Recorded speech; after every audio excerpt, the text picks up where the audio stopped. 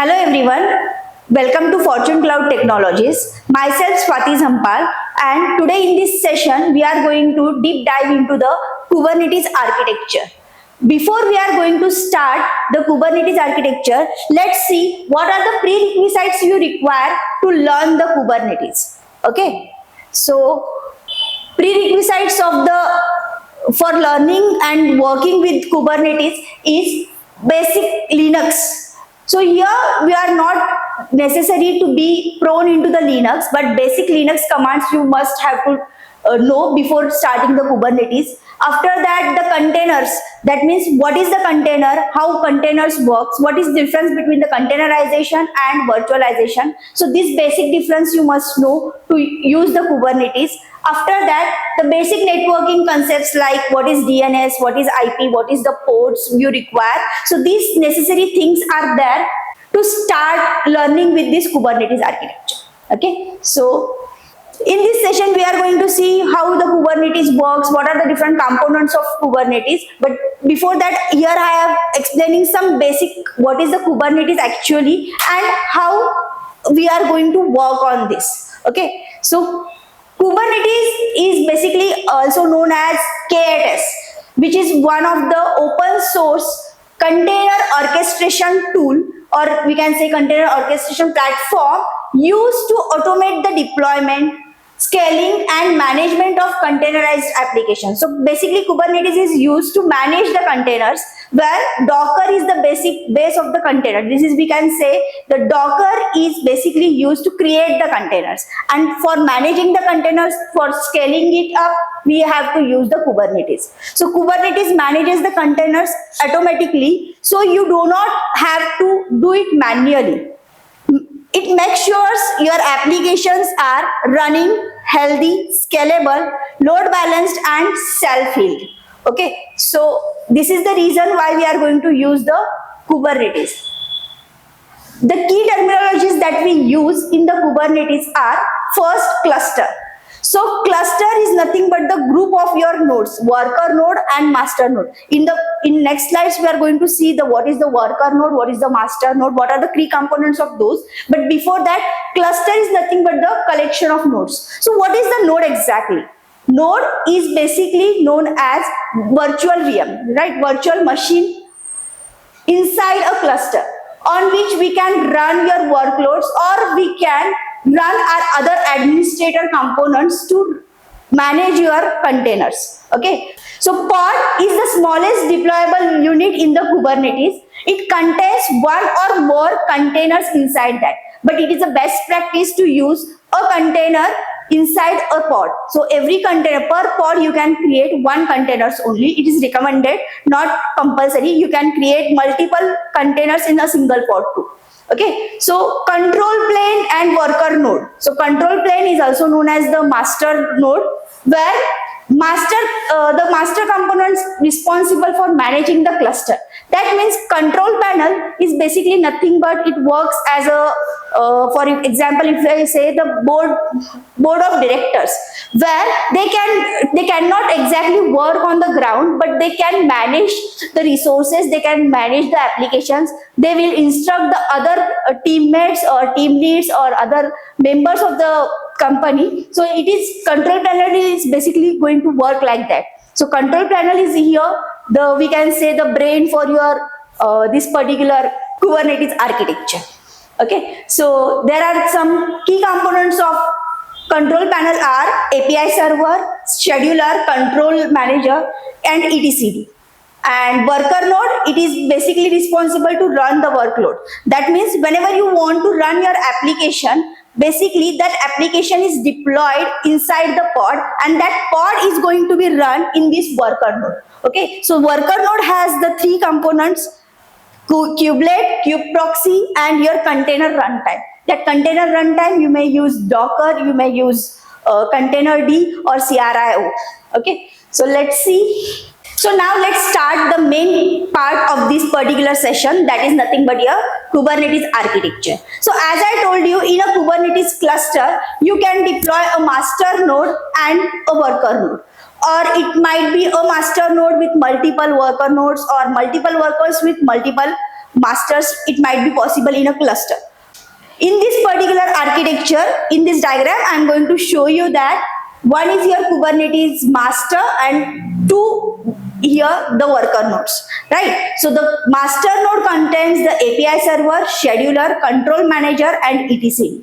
And your worker node may contain your kubelet, kube proxy, Docker is nothing but here the container engine, and these are the pod in which you can run your containers.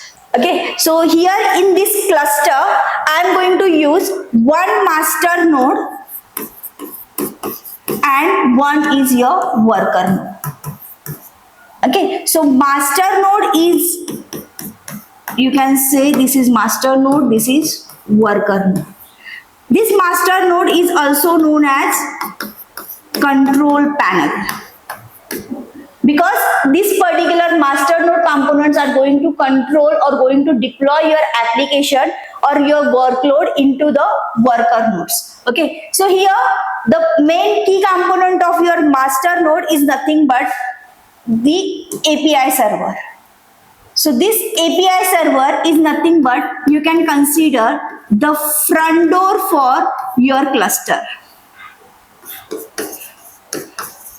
So front door for your cluster here. So whatever the request comes to the cluster or this architecture, that every request from the user is going to reach this particular API server. So basically consider, if I want to create a particular pod, so I have to use here a manifest file. So the user is going to create a manifest file. Consider this is my deployment.yml, and using this here I have instructed my specifications I have given. So which type of container I have to create inside that particular worker node. So this API server is now the particular entry point for my application. So every request is going to be entered into API server, and now this API server is going to enter the data into the etcd. So what is basically the etcd is? Etcd is nothing but, this particular is known as your key value data store. So it is basically stores your value in the your data into the key and value format. Every particular changes, every node information, every single data is going to be stored in your etcd. So basically it is worked as a database. So how many particular worker nodes are there, how many containers are going to be running inside those pods, this entire data is going to be stored in this particular etcd. Then, so consider if I have requested to create a pod, then this particular entry is going to be entered into this etcd data, and later on this API is going to ask the scheduler. So scheduler is going to schedule the task. That means this particular component is going to see which particular node is find suitable for the pod creation. So this will be responsible for scheduling the pods onto the worker nodes, right? So after that, this is basically the kube controller, right? So after this particular kube scheduler, this particular okay, so kube scheduler is going to schedule the pods on the specific worker node. So it is going to search for the 5 nodes to deploy your application. After that, this is the kube controller. So what is the work of a kube controller? Because kube controller is nothing but, this is the combination of many controllers like your node controller, deployment controller, namespace controller, pod controller. It is a basically combination of multiple controllers. So what is the basic use of this kube controller is nothing but to check, to keep the health check of all the particular pods, your nodes, are they going to be work properly? If consider your particular pod is failing to restart, so this particular controller is going to keep restarting this particular pod continuously, because this is basically to responsible to keep your application up, keep your nodes up. So this is basically take care of the health of your nodes and your pods from this particular worker node. Okay, then what is the work of kubelet? So kubelet API server is now going to give the instructions to the kubelet. Okay, so kubelet is basically responsible to create the pods inside your worker node. So these instructions are when reached to the kubelet is going to create the pod. And then your container engine is here. You can use, as I told, Docker. You can install here, container D you may use. But when you use this container engine, this is responsible to create this container inside your pod. And for this pod, you need the IPs, right? So this particular networking is going to be handled by your kube proxy. So this is how your particular cluster works in your Kubernetes. So this is the basic information that I want to give you.